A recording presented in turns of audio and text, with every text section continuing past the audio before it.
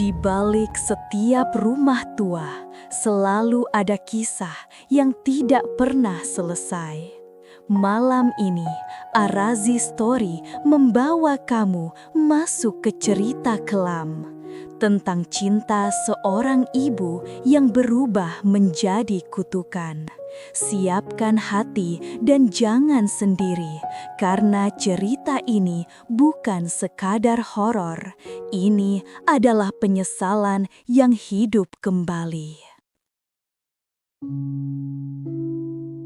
Pada sebuah desa kecil di pinggiran kota, hiduplah seorang pemuda yang sejak kecil dibesarkan hanya oleh ibunya. Sang ibu adalah sosok yang sederhana, pendiam, dan selalu menjaga anaknya dengan penuh perhatian. Walaupun miskin, sang ibu memiliki satu kebanggaan, masakannya. Semua orang mengenal masakannya sebagai masakan hangat yang selalu terasa seperti pelukan. Namun, setelah dewasa, sang pemuda jarang pulang. Ia merasa malu dengan kondisi rumahnya dan lebih memilih tinggal di kota. Ibunya tetap menunggu, memasakkan makanan yang tidak pernah ada yang memakannya dengan harapan suatu hari anaknya akan kembali. Hingga suatu malam, sang ibu jatuh sakit. Tubuhnya melemah, warung kecilnya membusuk ditinggal lama, dan masakan terakhir yang ia buat, sepiring sayur lodeh kesukaan anaknya, dibiarkan di meja seakan menunggu seseorang yang tak pernah datang. Tak ada yang tahu kapan sang ibu menghembuskan napas terakhirnya. Yang mereka tahu hanyalah rumah itu perlahan berubah menjadi tempat yang dihindari. Tetangga mendengar panci bergemerincing setiap malam. Bau masakan selalu tercium dari celah-celah rumah yang sudah retak. Tapi tak ada seorang pun yang berani mendekat. Bertahun-tahun kemudian, sang pemuda akhirnya pulang setelah menerima surat dari kepala desa. Ia tidak tahu bahwa ibunya telah meninggal dan rumah itu sudah lama kosong. Perasaan bersalah yang lama ia pendam tiba-tiba menghantam. Ia masuk ke rumah penuh debu, melihat dapur yang seakan membeku dalam waktu. Semua barang masih seperti dulu. Namun ada satu hal yang tidak masuk akal. Panci di atas tungku masih hangat. Aroma masakan ibu, aroma yang begitu ia kenal saat kecil, mengalir pelan dari dapur. Pintu dapur berderit sendiri walau angin tak terasa. Ruangan itu gelap, namun tungku menyala redup seperti dipaksa hidup oleh tangan yang tak terlihat. Di atas tungku, hidangan sayur lodeh terhidang, persis seperti sayur kesukaannya. Warna dan baunya sama seperti masakan ibu ketika masih hidup. Piring di sampingnya tampak baru saja digunakan, masih meneteskan kuah. Suasana berubah semakin dingin ketika bayangan samar mulai bergerak di sudut ruangan. Bukan bayangan manusia, tapi siluet tubuh kurus membungkuk, seperti tubuh seorang wanita tua yang memaksakan diri tetap berdiri. Bahunya bergerak naik turun, seakan sedang mengaduk panci. Sang pemuda memejamkan mata, mencoba menepis pikiran buruk. Namun semakin ia menolak, semakin jelas suara adukan panci itu terdengar. Semakin nyata pula aroma masakan ibu. Aroma itu bukan aroma makanan hangat lagi, tapi aroma basi, dingin dan busuk, seperti masakan yang dibuat dari bahan yang tidak seharusnya digunakan oleh manusia. Ia menoleh ke arah meja makan. Ada piring lain berisi potongan-potongan daging yang warnanya tidak wajar, terlalu gelap, terlalu pucat, dan terlalu menyerupai potongan tubuh manusia. Di dinding dapur, terdapat noda merah kecoklatan yang seolah-olah pernah dicuci berkali-kali tapi tak pernah hilang.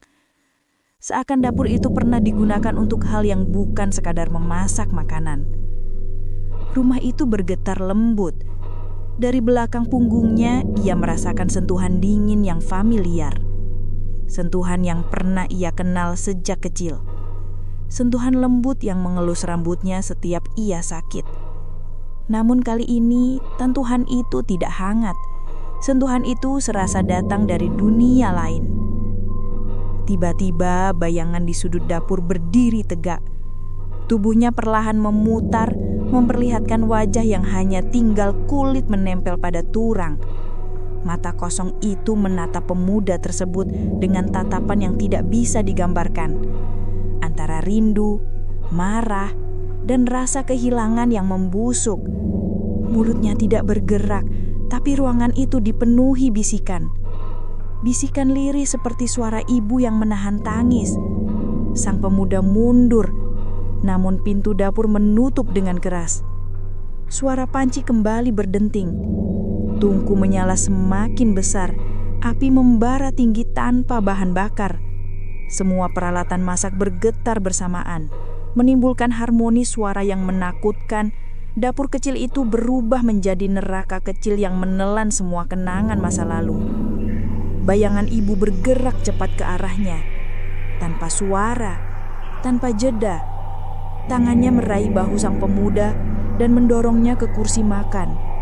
Kursi itu menyangga tubuhnya dengan keras, membuatnya tak bisa bergerak. Piring berisi potongan daging itu perlahan melayang. Satu persatu potongannya jatuh ke dalam mangkuk di depannya. Asap hitam mengepul dari mangkuk, membawa aroma anyir dan kesedihan yang mendalam. Bayangan ibu berdiri di belakangnya, dan tiba-tiba rumah itu dihantam gelap pekat. Hanya piring di depannya yang terlihat. Seperti dipaksa oleh tangan tak kasat mata, ia menyendok masakan itu ke mulutnya. Rasanya pahit, amis, dan membakar tenggorokannya seperti sedang menelan penyesalan itu sendiri. Tubuhnya mulai melemah, penglihatannya kabur. Sebelum semuanya gelap, ia melihat ibu berdiri sangat dekat. Wajahnya begitu hancur, namun senyuman kecil muncul. Senyuman seorang ibu yang akhirnya bisa memberi makan anaknya kembali. Di detik terakhir, ia sadar bahwa masakan itu bukan sekedar kutukan, tetapi cinta yang berubah menjadi kehancuran karena penantian yang terlalu panjang. Tubuh pemuda itu ditemukan beberapa hari kemudian kaku di kursi makan. Di depannya ada piring kosong. Di sampingnya, sebuah catatan lusuh terbakar sebagian. Catatan terakhir dari ibunya. "Tetaplah makan, Nak. Ibu mungkin pergi, tapi cinta ibu tidak pernah hilang. Selamanya." Dan sejak hari itu, setiap malam dapur itu kembali berbunyi. Panci mengaduk sendiri. Tungku menyala tanpa sebab. Seakan ada seorang ibu yang masih terus mencoba memasak untuk anak yang tidak akan pernah kembali makan. Dari cerita ini kita belajar bahwa sesibuk apapun kita, jangan pernah melupakan orang yang paling tulus mencintai kita. Cinta seorang ibu tidak pernah menuntut balasan, tapi penyesalan selalu datang ketika kita terlambat kembali.